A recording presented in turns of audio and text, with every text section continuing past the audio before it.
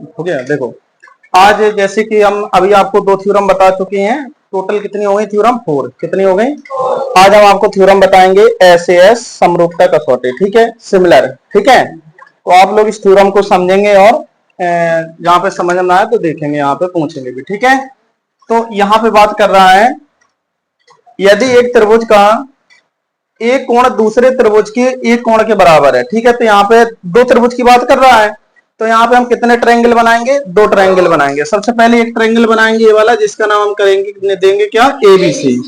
क्या देंगे? ABC. Triangle थोड़ा अच्छा से बना लें जिससे आपको समझ में आए, है ना। एबीसी। और एक हम ट्रायंगल बनाएंगे, कौन सा? P Q R.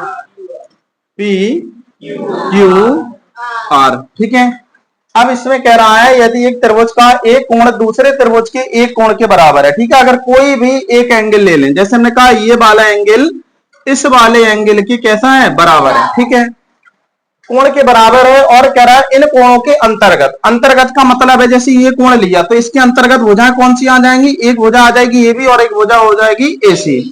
और इस वाले एंगल के अंतर्गत भुजा आ जाएगी कौन सी? एक आ जाएगी पी क्यू और एक आ जाएगी अपने पास पी आर। क्या आ जाएगी? अंतर्गत करने वाली भुजाओं के समानुपाती। समानुपाती का मतलब होता है अपॉन में, यानी बटे में रखेंगे। कैसे रखेंगे हम? बटे में रखेंगे। समानुपाती है तो ये दोनों त्रिभुज कैसे होते हैं? समरूप होते हैं, सिमिलर होते हैं। कैसे होते हैं? सिमिलर होते हैं। क्लियर? तो सबसे पहले में यहाँ पे राइट करेंगे गिवन। क्या राइट करेंगे? इसमें लिखा है दिया है, ठीक है। दिया में यहाँ पे लिखेंगे क्या? त्रिभुज एबीसी। और हम त्रिभुज ले लेंगे कौन सा? त्रिभुज पी क्यू आर में, है ना। तो यहां पे आ जाएगा angle A equal angle P, ठीक है। तो हमने कहा जैसे ये कोण इस वाले कोण के बराबर है, ठीक है। इनके अंतर्गत भुजा हो जाएगी कौन सी? ए बी समानुपाती हो जाएगी किसके? पी क्यू के। किसकी हो जाएगी? पी क्यू के। और यहां हो जाएगी एसी समानुपाती हो जाएगी पी आर के, यानी कि एसी समानुपाती हो जाएगी पी आर के। क्लियर? ठीक है। जो हमें यहाँ पे सो दैट करना है, क्या करना है? सो दैट, सिद्ध करना है, सिद्ध करना है। सिद्ध यहाँ पे हम करेंगे क्या? यहाँ पे हम लिखेंगे ट्रायंगल एबीसी सिमिलर है ट्रायंगल कौन से? पी क्यू आर के, ठीक है। इसमें हम कंस्ट्रक्शन कर लेंगे, कंस्ट्रक्शन, कंस्ट्रक्शन यानी कि रचना, ठीक है। रचना तीनों थ्योरम में वही करनी एक जैसे, जैसे कि हमने ट्रायंगल एबीसी में जो उसमें क्या नाम एस एस में जो रचना की थी और एंगल एंगल में जो रचना की थी वही यहाँ पे करना है, ठीक है। तो यहाँ पे हम रचना करेंगे क्या? यहाँ पे हम इसको इससे मिलाएंगे इस प्रकार, ठीक है। यहाँ पे बिंदु हमने दे दिया कौन सा? एम और एन। क्लियर? तो हम यहाँ पे राइट करेंगे रचना में क्या? पी एम, पी एम के बराबर ए बी, पी एम बराबर ए बी तथा पी एन बराबर ए सी, पी एन बराबर ए सी। क्या लिखेंगे? काटा, मतलब इसके बराबर इसको काटा और इसके बराबर इसको काटा, ठीक है। और एम एन को मिलाया, मिलाया। क्लियर? ठीक है। अब हम करेंगे क्या? प्रूफ। क्या?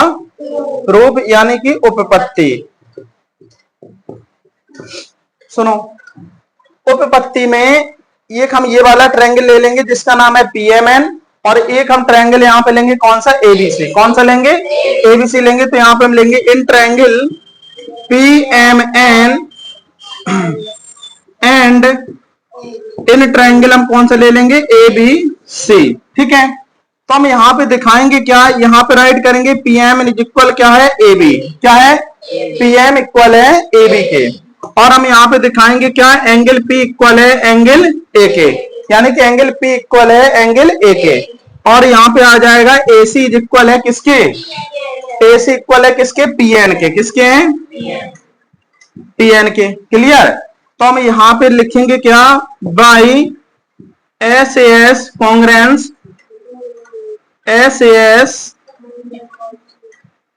कॉन्ग्रेंस CONGRUENC कॉन्ग्रेंसी रूल से ये ट्रायंगल क्या हो जाएंगे? ट्रायंगल PMN कॉन्ग्रेंट हो जाएंगे किसके? ABC के, ठीक है।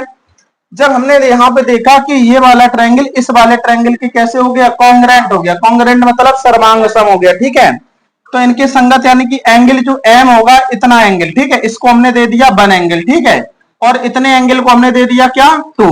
तो एंगल 1 इक्वल हो जाएगा एंगल बी के, और एंगल 2 इक्वल हो जाएगा एंगल सी के बाई सीपी सी के, ठीक है। तो हम यहाँ पे राइट करेंगे 1 इक्वल है किसके, बी के, और यहाँ पे लिखेंगे क्या 2 इक्वल है एंगल सी के, क्यों बाई सीपी सी टी। इतना हमने कर लिया, ठीक है। अब यहाँ पे देखो, अब जो गिवन में है, गिवन में है, लिखो इसको राइट करो, ए बी अपॉन क्या है पी क्यू, और यहाँ पे है क्या ए सी अपॉन क्या है हमारे पास पी आर, यही तो है।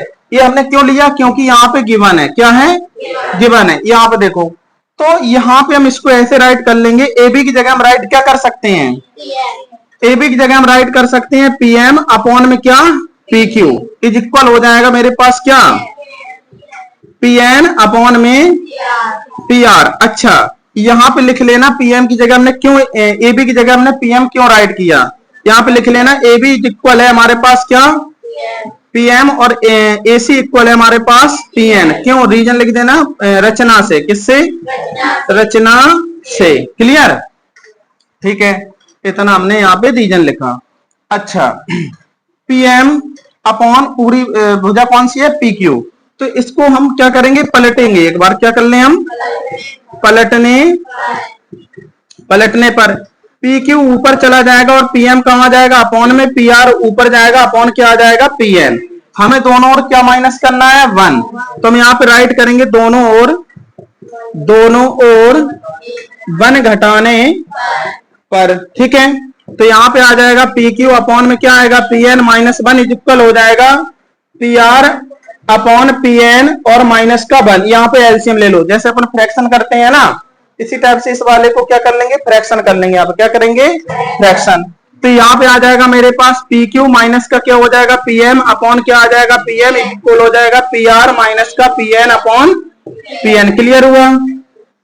यहाँ पे देखेंगे, देखो पूरी साइड कौन सी है पी क्यू, कौन सी है पी क्यू से अगर हम माइनस कर दें पी एम तो हमारे पास क्या आएगा क्यू एम आएगा, क्या आएगा यहाँ पे राइट कर लेंगे, क्या बचा है यहाँ पे क्यू एम, क्या आया क्यू एम अपॉन, अब यहाँ पे क्या आ जाएगा पीएम, क्या आ जाएगा पीएम, और पूरी साइड कौन सी है पी आर, कौन सी है पी आर है।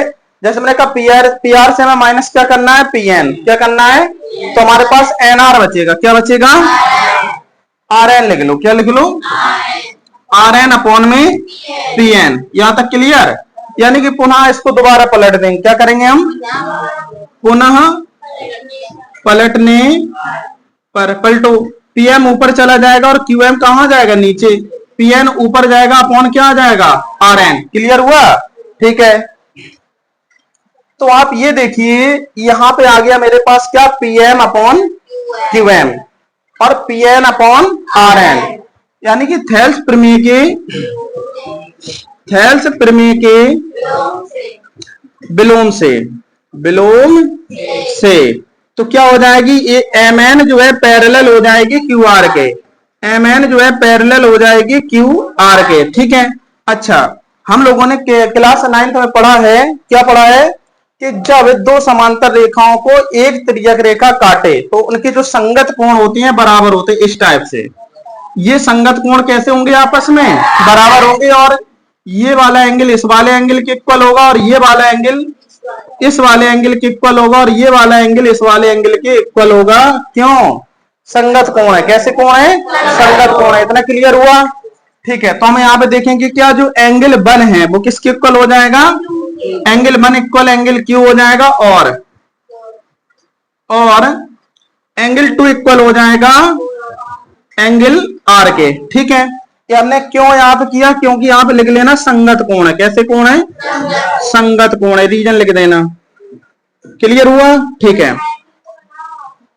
Angle 1 equal angle R, angle 1 equal angle Q.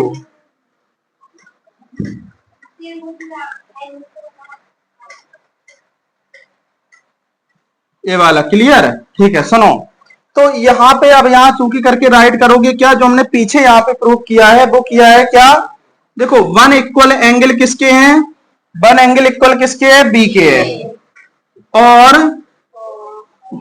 Angle two equal किसके हैं, सी के है। क्लियर हुआ।